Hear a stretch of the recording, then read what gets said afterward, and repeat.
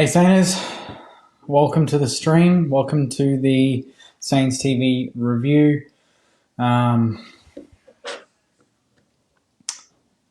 Yeah, not the result we wanted, obviously.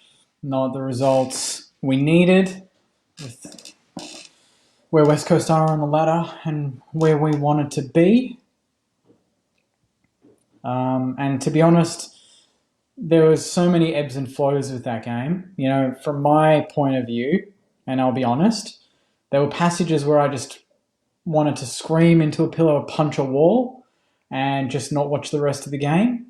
And then there were other passages in that game where I couldn't look away because I was so impressed with what a number of players were doing for the club and not giving up on the performance. Namely, Max King. Now, usually in a loss, you probably forgive me for starting a review with the bad, and I've got a list of, I've written a couple of points on positives and negatives, but I just wanted to say that watching Max King do that and to see West Coast throw around the magnets and try and put a player onto him that could stop him and really not be able to do that at all was something special. I know we wanted the win. I know that's the most important thing. We take a win if Max King kicks 0 versus a loss when he kicks 6. But every week this guy learns and every week this guy adapts. And last week, you know, he played on a defence that really kind of held him accountable and he got beaten by Trent McKenzie by Port Adelaide, who played him really well. But today, Max King just basically said, fuck this. I'm going for every ball in the air. I'm marking everything. And not only was he doing that, guys, he was kicking beautifully. I don't know what he's done with his set shot. They zoomed in on his the way he was holding the ball a couple of times, and his left hand was in a very unorthodox position, but it worked so well. And what I loved most about his kicking for goal was that it didn't matter how far out he was. He could have been 30 out, he could have been 50 out, but he kicked through the ball the same way both times. So when you watch the replay, if you watch the replay, that's one thing I'd focus on, that it didn't matter. He wasn't stabbing the ball like he was earlier in the year.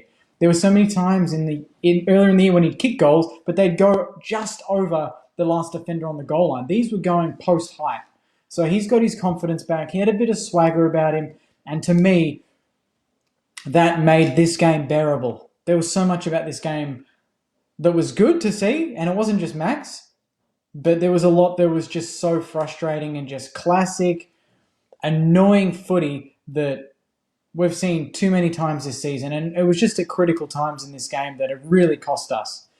You know, and what annoyed me more than anything was that anytime we kicked a goal, we found a way. We just found this innate way to hand West Coast an immediate response. We kicked that goal with 2.5 minutes to go. We're 7 points down. We're 80 to 87. Of course, we find a way to get Dom Sheed into space, and of course, he seals it. And the commentators jizz all over, you know, how good it was that he kicked that goal.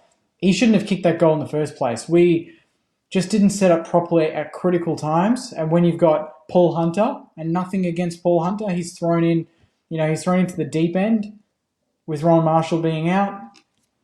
I thought he kicked a goal. That's probably as good as it would have gotten for us. He wasn't going to win the hitouts. He had, I think, 5 or 6 hitouts and a goal. Paddy Ryder had the most hitouts on the ground, funnily enough. So credit to Paddy there. But when you've got that sort of discrepancy in the middle of the ground, I think our mids were too used to being offensive with Rowe and Paddy there, and they forgot that it was Paul Hunter in there because we played attacking side so many times when Nick Nat would just win the tap out and they'd be attacking side on their own with an easy run into the 50. And just look at that second quarter from Tim Kelly. We gave him so much space. I think Steele was on him at times, and then Dunstan, who was too slow for him. I don't know what we did in the fourth quarter, but we seemed to get the good balance. And evidently it overwhelmed West Coast, and whether that was because they ran out of legs or they thought the game was done or we picked up our pace, I don't know. But we knew that we needed to isolate King. And I was talking to the missus and saying, if we win this game, it's because Max King's kicked 10 or 11 goals. No one else in that forward line looked like kicking a goal. Tim Membry kicked a goal, but that was off the back of Max King. Paddy Ryder kicked a goal, and that was kind of a snap when he didn't panic. Dan Butler kicked a couple of nice goals. So that's another highlight for me. And actually, while we're talking about it, we'll go through them here. Positives. King, just talked about him. Butler, not only did he kick 2 goals and he looked back to his speedy best, his pressure was fantastic, and he had 20 disposals. That was the best game Butler played this year. King's best game and Butler's best game. So that's great to see them coming back into form. It's a shame, though, that the rest of the forward line didn't really work. Long had his chance to kick a goal and unfortunately kicked into the umpire, but then it was going to go into the post anyway, and that was at a critical time in the game. Dean Kent had a few chances, didn't take them. Billings, I think, kicked a goal or 2, which was nice, but it just was left to too few, I thought. Another positive, Ryan Byrnes. He did not stop running. In that 4th term, there was a passage, we were coming out of the defensive 50 and we've kicked it to no man's land, and I thought it was going to be an easy rebound for West Coast. And then out of screen, Ryan Byrnes just flies in, gets it, gets the handball, gets it over the top, and he just kept following up his play. Even when it looked dead, he just kept following it up. So that's a credit to Ryan Byrnes and his mentality to never give up on a contest, even when it looks like you're not going to get there. Because that, either you get there and you impact the contest at the core, or you provide pressure and it causes the opposition to stuff something up. And maybe if you get lucky, you get a turnover. So Ryan Byrnes, he needs a Rising Star nomination soon. He was very good again. And Zach Jones, I don't know exactly what Jonesy's stats were. Let's have a look here. Disposals. He had 32 disposals, Zach Jones, and he had a quiet game last week, so he needed to respond, and he did. 19 kicks, 13 handballs, 5 marks, a tackle, and I think the most meters gained on the ground, 604 meters gained. So Zach Jones, especially in that last 10-minute period where we were really pushing to try and somehow, win the game, which would have been out of nowhere because there were so many times where the game was between 20 and 30 points. Zach Jones was the main driver. And it was a quiet game for Steele. He had 18 disposals, but the best thing about Steele is when he's not getting the ball, he's tackling the shit out of everyone else. He had 13 tackles, Jack Steele, and 366 meters gained. He was also our ranked number 1 player on the ground in AFL fantasy points, 106. Max King, 104. So that just shows the dual power of this guy, Jack Steele. He doesn't need to get 35 every week to have an impact. He can get 18, but he'll get as many tackles as he does disposals. That's the sort of player that he is. So he was low. I'll be first to say that there were a few kicks that he stuffed up at critical points, and that's unlike Jack Steele. But we're taking the game on in the last quarter, and we needed to take on some risky kicks, and some paid off, and some didn't. Sorry, my voice is a bit lost because I've been yelling at Lee Fisher. We'll get into him too. Lee Fisher, that umpire, needs to stop umpiring Saints games. He stuffed us last week, and today he was shit again. So Lee Fisher, go and umpire a different game, mate. Stop flying around with the Saints. But those are my highlights. Let's look at some of the lowlights. These were bloody annoying. Gifting goals. I can count maybe... I'd love, if anyone actually knows this, comment the stat, but I reckon 4 or 5 times when we kicked a goal, they kicked a goal within a minute after our goal. That to me just kills any momentum. We couldn't develop any sort of momentum by gifting goals. You get 1, you want to get 2, you want to get 3, you want to get 4, you want to get on a roll. But anytime we kicked 1, we kicked 2, bang, Kennedy takes a mark, or it's a dodgy free kick thanks to Lee Fisher, and Darling kicks a goal, or Waterman kicks a goal, or we make Dom Sheed look like a 5-time Brownlow medalist, or Jamie Cripps gets on her, Nick Nat kicks one out of nowhere. It was just some of them were unlucky, and some of them were from our own doing. A lot of them were really of no effort from West Coast. I'm not going to give them credit for some of the goals they kicked because they were so avoidable on our part. And that's just stuff that's going to cost you games every day of the week. It did last week, and it did this week. We've lost our losses. Our last 3 losses, guys, have been 6 points to Adelaide, and what was last week? It was like 13 points, and now it's 8 points. It's under 30 points or under 35 points of losses in 3 games. 3 games we should have won. And that's one other positive that I've got that wasn't on that list. But with the team we fielded, with Claverino, with Caulfield not playing his best, Long not impacting the scoreboard, Kent's not impacting the scoreboard, missing Rowan Marshall, missing Hunter Clark. Who else am I missing? Dan Hanbury, Patton. I probably missed a few others, to be honest. But, Jack Higgins, our best small forward. Jack Higgins, that would have helped tonight. A forward that could have taken a mark above his head. To see Connolly and Byrnes take the game on, and Max King stand up and kick 6 and make the defence look ridiculous. Gresham, thank you. Everyone's mentioning Gresham missing. Can you imagine the midfield with Hunter Clark and Gresham in there again? That speed that we haven't got, that X factor that we've missed. There was so much to like about tonight, and not only that, but the way we fought the game out. This could have been a thumping. We got, I think it was 33 points, or 34 points was the game high. We'd lose by 8. Now, some will say, that's an honourable loss, who gives a shit? And I saw a few comments of that. But we need to put it into perspective that really, if we have Rowan Marshall tonight, I reckon we win that game. Honestly, I reckon we win that game. They say he makes us a 5-goal better team. Statistically, when he plays, we are a 5-goal better team. And he's good for a goal. We lose this game by 8 with Paul Hunter in the ruck. Can you imagine with Rowan Marshall in the team? Especially with the issues they had with Max King. There's no way they could have rotated Mcguigan on to King. They would have had to have picked one or the other. And then maybe Membry bobs up and kicks a goal. There's so much more that we need to look at with this result. I know that it's frustrating, that it might have cost us finals. I know that. But it's not good for my health, honestly, to think of all the bad things. And there was more to me in this game that is to like than not. A lot of the dislikes in this game, and a lot of people commented, was Paul Hunter. But like I said, and I've said many times this year, Paul Hunter is not a permanent fixture in our team. He's only there because Ron Marshall couldn't play. If Ron Marshall plays, we never hear Paul Hunter in the starting 22. It's a fact. Good that he came in and he did his best and he kicked a goal, but it's just unfortunate that it came at a critical time when we're playing Nick Nat Nui, and it seems like anytime Paul Hunter comes in, he's the scapegoat, and I know it's easy to pick him, but there were a lot of other mistakes that we made today that weren't his fault. Brad Crouch kicking out of defence and turning it over, immediate goal.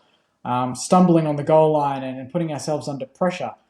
I can't say that missing chances was a critical factor in losing, but it was just that we allowed them too much space, and that's my last bad point. And if you've got any other positives or negatives that I haven't mentioned, feel free to comment them, or we'll go through them. I'll talk through them after this point. But allowing space, watching it, I don't know if people are at the game or watching it from home, wherever you're watching it. From where I was watching it on the couch, and Fox Footy giving a perfect angle, we gave West Coast a good metre to 2 metres of space anytime they were chipping the ball around. Anytime. I reckon they milked overall probably 10 minutes of game time by just chipping the ball around. And they said it, on average, when West Coast get over 110 uncontested marks in a game, they win 9 times out of 10. They had 111 or 112 in this game, and they won. So we allowed them to play their chip game. We win when we don't allow that. When we beat them earlier in the year, that second half was chaotic football. They could not have an uncontested mark to slow the game down. It was constant pressure, constant turnovers, and the ball was always on the ground in play where we could tackle. When can't you tackle, guys? When it's an uncontested mark and you just have to stand there on the mark. And Lee Fisher gives them 40 seconds to kick the ball before he says play on. I don't know if anyone else noticed this, but when we get it and we shift a centimetre, play on straight away. When they get it, he just waits and waits and waits and waits and waits until 30 seconds is off the clock. It's absolute bullshit. That rule is dumb. And that didn't cost us the game, but it's just added to the frustration for me. I get frustrated over the most minute things, especially when we're losing. Just the little things that just play on my mind is like, nah, that's bad luck, that's bad luck. It's not going to turn around. But then you see Max King do what he does, and yeah, it's just takes the pain away a little bit. Let's go through some of these comments, guys. Thanks for all the comments. I've just seen one off the top. Do fan cams like Blue Abroad? That's from Lockie, mate. That's definitely something I want to do. I need to plan it. And actually, this is a good question for you guys. Comment your thoughts. Do you want, when this happens, when fan cams happen, do you want them to be part of this review here, or do you want it to be the next day or a special day during the week where just fans come together and talk about the club? Let me know in the comments. DM me what you think's best. I just need to plan out the logistics because I don't want to do it as part of the review. I think it needs to be its own dedicated thing, but I'm just trying to work out when that happens. So it's definitely in the works. I've spoken to the guy running Blue Abroad, Terry. He's fantastic, and we chat through ideas, and this is definitely one that he does really well and one that I also want to do down the track. I've just got to get it planning, so just give me a sec. Let's scroll all the way to the top. Here we go. This one's from Beth. Do you think Hill brings anything personality-wise or spirit-wise to our squad? He seems positive energy. This is not enough, I know, but trying to understand the choices here. I think, all the boys say that he's very chatty. He loves to smile. He's very casual about his football. He's not intense in terms of preparation. He's very naturally gifted with his running ability and his kicking. But I think he brings this sort of relaxation to the team, which I love. I don't want our team to be full of, intense figures that don't know how to have fun, because Bratton wants to bring fun to football, and that's what Richmond did so well in their successive, their premiership years of the last 5 years. They play football seriously, but they also know how to have fun at the same time. And I think he brings that sort of positive energy to the group, which is really important. This one's from Rayner. We have an ex-forward as our defensive coach. Can we please go after Lenny for midfield and get Milne down to talk to our smalls? I've said that for a long time, although to be fair, this is the largest score we've conceded in about 7 weeks, and we kicked 86. So although we did concede 94, on average we usually concede about 10 goals a game in the last 5 weeks. So I don't think defence was massively our problem. It would have been good to keep them under 70 points, and that would have obviously put us into a winning position. But I know there's going to be coaching changes at the end of the season. That's no doubt. I think Carlton already talking to Aaron Hamill, and a few other clubs might be interested. So, yeah, Lenny, I think he gave up footy for a bit. I don't know if he'd be interested. Milne, that'd be amazing, even if he's not a permanent coach, but maybe one day a week just to go there and chat to Higgins and Butler and Loney and Kent and these guys. That would be cool too. But it's really up to them. They're not going to be forced to do anything. It's really, if they want to, they'll put their hand up. But right now, I don't think they're interested. This one's from John. Butler needs to bring that effort every week. Absolutely, he does, John. Absolutely. That was such a good performance, and he topped it off with a beautiful goal at the end. The way that he just roved that ball off the deck, and then he looked at Nick Nat and just said, "Nah, mate, you're not tackling me. I'm walking around you like you're standing still." And he did that. And the snap, although I thought was ambitious, was just Butler of 2020. It was confident. It was clinical. And that's the Butler we want for the rest of the year. If we want to make a charge for finals, maybe we can still. Results might go our way, but right now I think it's going to be a stretch. But regardless of whether we can make finals or not, we want our players finishing the year in form, because that will only give them confidence going into 2021 or 2022, sorry. That was a good goal, I have to say. That I when he got it, I thought, oh no, and then it was straight through the middle. And he's done that a few times this year on his right foot. He's underrated. Those are the little things that make me annoyed that he doesn't do it enough, and that's why we talk about him being trade bait. But also, that's another reason why, in a grand final, he might get 10, 15 disposals, but he might have that sort of game where he has a right foot shot and it's a pinpoint and it puts you in front late in the game. And you think no one else on their right foot, on their non-preferred, can be that good, in the forward line. And yeah, it's going to be interesting to see how that plays out.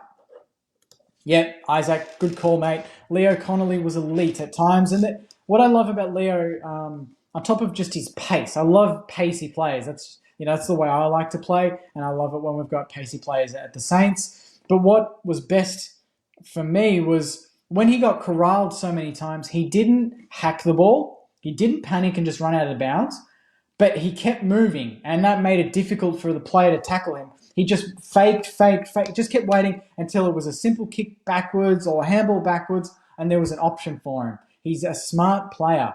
That's what I love about him more than his skills itself, is that he thinks football. He doesn't just kick and run chaotically. He thinks through everything he does. And you could say the same about Ryan Byrnes. That guy isn't as fast as Connolly, but he is going to be an endurance beast. That guy looks like he can run all day, and he's a bit less fancy with the footy, but he gets the job done. And that's what I love about Ryan Byrnes. And the contrast with Leo and Ryan is perfect. You know, we've got the pacey, clinical player, and then we've got that endurance beast that just finds the ball and makes things happen. Even if it looks ugly, it gets to the player and it gets the ball moving forward. So I love that we've got these two on top of Bytel and Clark and Patton and these sort of guys coming through that. And obviously King, those sort of players coming through is going to be really exciting for us. And that's why, even though we lost, I feel pretty good about the game. This one's from Joe, Marshall, Gresham, Higgins, Clark, Wood, Highmore, Patton. I forgot Highmore as well. Out of our best 22, we will be okay next year. Go and get King V2. Could you imagine that? That didn't even occur to me. Those injuries and those players out is huge. They're all starting 18 players. Maybe Wood bench, maybe. But the rest of them are starting 18 right now. And then you go and you throw in Ben King with how Max King just did. Holy shit, you know. We need to do everything we can to get Ben across. This year, next year, whenever it happens, if it happens, our forward line is going to be insane. You know, we won't even need Smalls because the ball's not coming to ground. They're both marking it. And that's partly why our Smalls didn't get a lot of the ball today, was that anytime we went to King, he'd clunked it. He took about 7 or 8 contested marks, which to me would be close to most of any forward this year. So those numbers are just crazy. Yeah, I mean, fair point, Elaine. I think people in general are just disappointed, not at the performance. People aren't, and that's the key point. Loss, performance are two different things to me. The performance was encouraging, particularly the last 30 minutes. The loss hurts because it could cost us the season. And we always want to rock up to games with the point. And the point for most games for us this year has been make finals. But when that point isn't there, people might think it's a dead rubber and it's just a friendly game and it doesn't have that same emotional push. You know, when you're fighting for the premiership, you're fighting for finals, for top 4, whatever it is, you've got the goal, you know, and that drives you. But when that goal's gone, it hurts and it makes people pretty upset. And I'm one of them. But to me, that last quarter shows that we go into that next week against Carlton, we win. We go into that game the next week against Sydney, we challenge them. Then it's Geelong and Freo. If there's absolutely any chance that we make finals, we need to win 3 of the last 4. Non-negotiable. We lose any more than that, we're out of the question. We need to see if results go our way. Right now, we're still only percentage out of the 8, but there's Essendon, there's Richmond, there's these teams still yet to play. That could hurt us. But even if we don't make finals and it's not a chance after this round, there's still a lot to look forward to. Just watch Max King, right? Like, just watch him. That's enough to watch the Saints play. Because him on Wiedering next week, it's going to be an interesting contest. Because I feel like Max King, his belief is finally there. He has not believed in himself until today. You could just see it on him. He was pointing, and the way he was kicking through the football, this is the game that he has announced himself. We've talked about it so often this year. When is that game? Is it when he kicks 4, when he kicks 5? To me, it's not really the amount of goals. It's just his demeanour on the ground, and he looked like a competitive beast today, that he knew whenever the ball was around him, he was always going to mark it, and that's what I loved about his game. The 6 goals was a bonus, but just the contested marks alone showed that he switched on. Okay, tough question. Jake, what do we need to recruit? What do we need recruitment-wise for next year? Who should we target? Well, it really depends on who we trade. I think gun mids still needs to be number 1 priority. I'd love a gun mid or just a good complementary mid. I think we need to look at another backup Ruckman maybe. Depends on Max Heath and if he turns around to be a really good player, because we forget he's developing. He's looking good from his highlights at Sandy Dragons.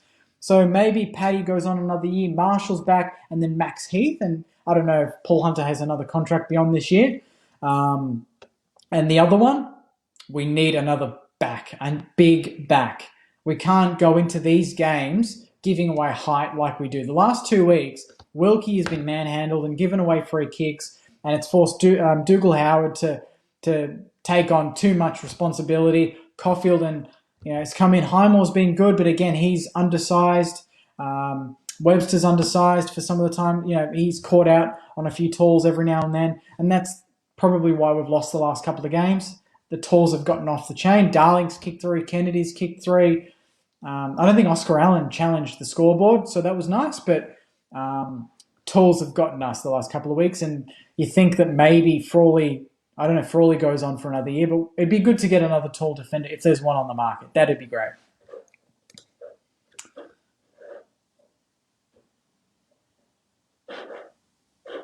Yeah, fair call, Nick. Credit to Jones. Was at the ground, and he was busy all game. He didn't give up. That guy. Those are the games that you want from Jones every week, and we got that in a patch before he got injured, and then it's taken him a couple of weeks to really get back to form. But that was the sort of performance that really does lift everyone around him, and he's just that heartbeat. He's the drive. He's what gets everyone pumping on game day. He gets the team going when the chips are down and he's still running. It lifts everyone around him, and I love that about his game. He didn't give up. He had game-high possessions, and a goal would have been nice for him, but he did everything else, and that's all we can ask for him. This one's from Luke. Upset we lost, but replace these fringe players with Gresham, Patton, Marshall, Clark, Hanners, etc., plus some good recruiting, and we will do all right next year, especially if King can play like that consistently. Go Saints. That, to me, guys, is exactly how I feel. Some people are going to disagree, but that is exactly how I feel right now. There are so many fringe players, and some people might say list cloggers that are playing right now that won't be playing next year and are lucky to be putting on the Saints jumper because of injuries and just unlucky situations we've been put in with the team this year. But that is a great point. There's so much upside off the field, and there's still so much upside with the players on the field, because there were players today that didn't play their best. And West Coast knew this season was on the line for them and for us, and they played their best football since, maybe 4 or 5 weeks ago. And we almost won, even with the players missing. So that, to me, gives me more optimism, maybe not just for the rest of this year, but also for 2022 and beyond. This team's got the mold of something. It's just we haven't had them on the ground at the same time consistently enough. And when we do, we will win a lot more games than we lose. That is for sure, especially if we play the way we played in that last quarter, the way we played for Patches last week, for the full game the week before against Brisbane, against Richmond, against Collingwood. There's so many positives to come from not only what we did in the last quarter today, but also what was, the players that we were missing and what they could provide us when they play as well. Okay, Matthew, this is going to be interesting. Why so positive? You lost to West Coast, who have been embarrassing the last few months. Finals for St Kilda will not happen. But see, Matthew, I can see your image, mate. A Geelong supporter. The team that's, if you don't win it this year, mate, you're done. Retirement home, Geelong are finished. So I would be worrying more about your future than ours. Our future, to me, looks more stable than Geelong's. You are premiership or bust this year, mate. I wouldn't be too worried about where we're at. We're building towards something. You're trying to buy something by getting all these oldies in. So I'm positive because I saw highlights of what the future holds. Your highlights are Tom Hawkins kicking 5 when he's 33 years old, mate. So I would just worry about your team. You're at the top. Good on you. You'll probably play off in a prelim grand final. You probably lose them too, like you usually do. But I'm not too worried about where we're at. I don't even mind if we miss finals, if it means we learn towards a bigger 2022, and then I hope we smash your mob like we should have a few weeks ago. But thank you for the comment. This one's from Daniel. Missing finals not the worst thing. Gives us a longer preseason. Going healthy next year with a full list. I can't wait to see Max with another preseason. I'm loving these comments, guys, because we're so used to, and rightly and wrongly so, we're so used to getting so bogged down on the negative and picking the shit from a game, from a loss. But I'm loving that people can understand there is a lot to like about what we saw in that game. And I'm not here to say, oh, I'm happy to lose every week if Max can kick 6. I'm not. I want to win games. Anyone that knows me knows how competitive I am. Play indoor with me, you'll see how competitive I am. And probably too competitive and my teammates get pissed off. But that's because I want to win. And that is no different with Saints.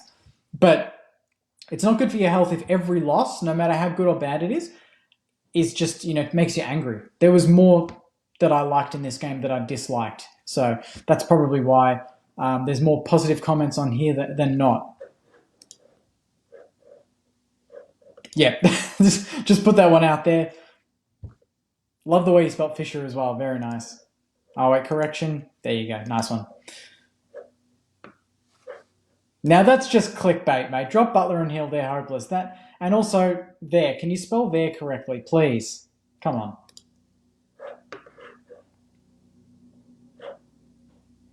What other comments? Have we got any other troll comments? That would be fantastic. Loving them. A lot about Lee Fisher. Very good.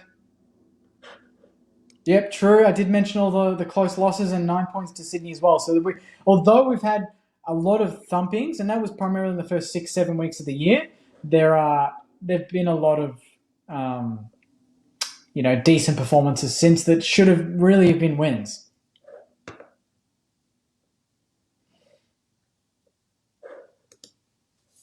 Oh, what do you?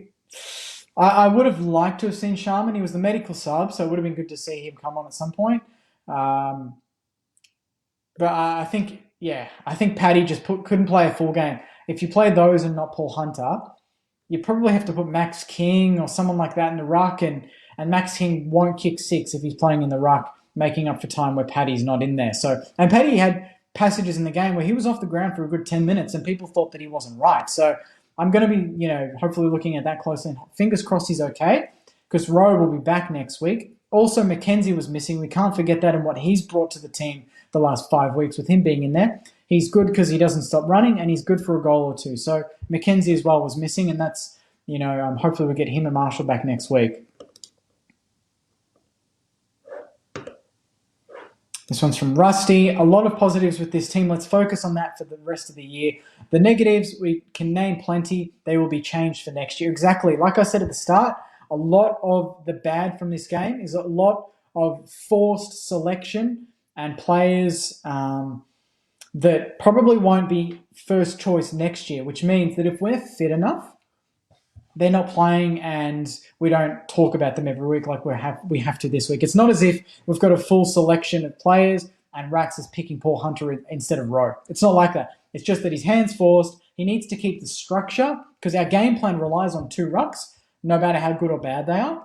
And if we deviate from that, we probably don't get the performance we got in that last quarter. So although Paul Hunter didn't do much, it might have done enough to help Paddy have a rest and rotate and get the best out of him on limited game time.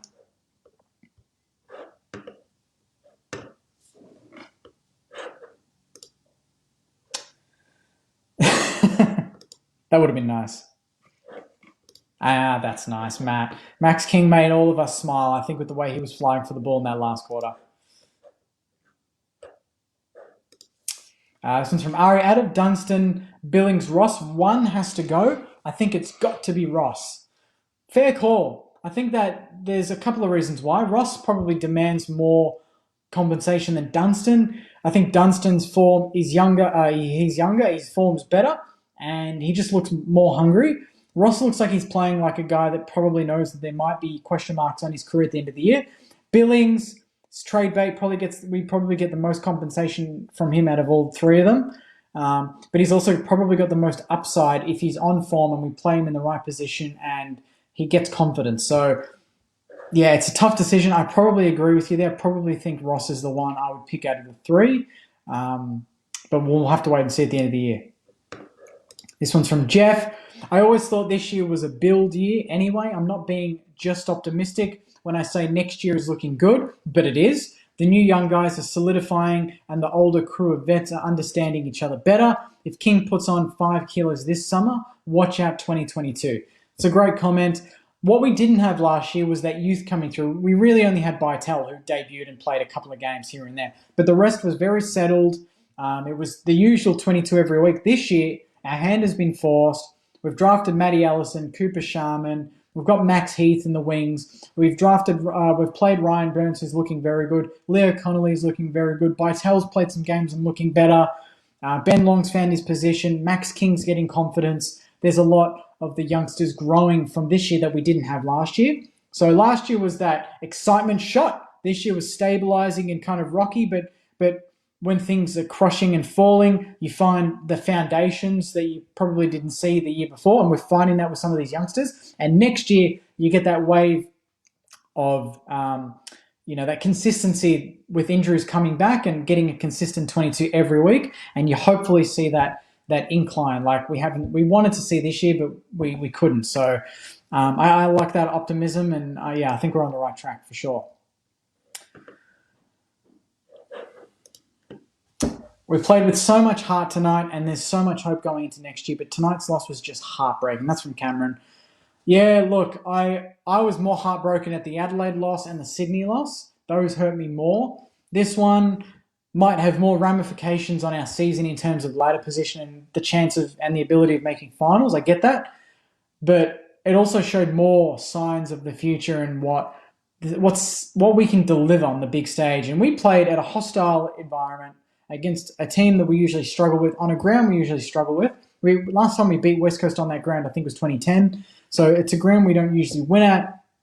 And it was looking bad halfway through that third term. And we found a way to grind it out, to almost steal it. And not only that, but to see Max King announce himself to the comp and kick 6 and have like 9 or 10 crazy, contested marks. So I think, to me, it was a bad loss, and it hurts, but to me, it wasn't heartbreaking.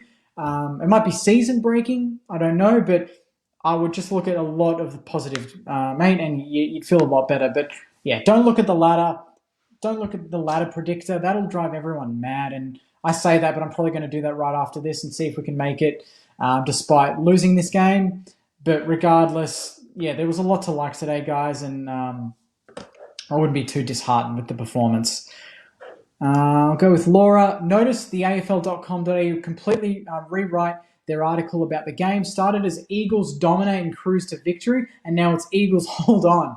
Yeah, they probably jumped the gun and thought that the Eagles were going to cruise to an easy win, and they didn't see us fighting back and had to rewrite the thing. They've done that so many times. They did it with the Missy Higgins thing, with Jack Higgins. They've done that a number of times, and the media, they don't know what they're doing. They're pretty shocking, The commentary even today, they need to stop talking at times. I wish there was an option like 10 years ago where you could mute the commentary and you could just hear the ground sound.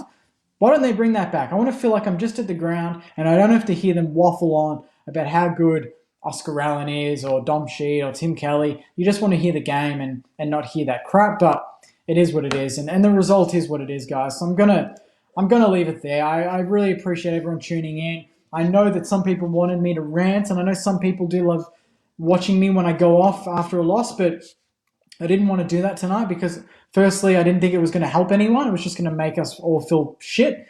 And secondly, there was a lot to like. I actually really did like, a lot of portions of this game. Not the result, not the scoreboard, obviously, but there was a lot more to it that I liked that I didn't like. And that's something I can't say about a lot of the losses we've had this year. But this was one that I think we can learn from and belief can grow from. And I know that West Coast have been in shit form and North have beaten them, but that was more just their form was down too, like us earlier in the year. But last week they had that win that kind of got them that form going. They get Kennedy back in, and we had some fragility around the ground with missing Backman and missing Ruckman. I think it's a tough loss to take, but it's not one that I would lose sleep over. So I'll leave it there, guys. I appreciate all the comments. Again, to everyone who's asking about the fan cams, it's in the plan. I just need to plan it properly. There's a lot going on behind the scenes with Saints TV, so it's, I'm working on the merch. The Paddy Ryder merch is coming out. Winter hoodies are coming out next week across the range, so you'll be able to get this and every other design on a black winter hoodie. So enjoy that. That'll be great. the podcast. I'm trying to organize things behind the scenes on that, as well as fan cams, and hopefully getting some more video, commentary. Even trying to do a live feed during the game. Me watching the game or Marshy watching the game live at the same time, streamed live on Saints TV. So there is so much going on behind the scenes. So I hope, I appreciate everyone with their patience. But there's a lot of work going on behind the scenes. So I appreciate you guys watching. Thanks for commenting. Thanks for tuning in, sending stars on the lives, subscribing, doing everything, buying merch as well. It's all been really exciting. So thanks again, guys. Enjoy the rest of your Saturday night, the rest of your Sunday, and you'll see me to preview the Carlton game next Thursday night. So until then, guys, take care and go you mighty Sainers.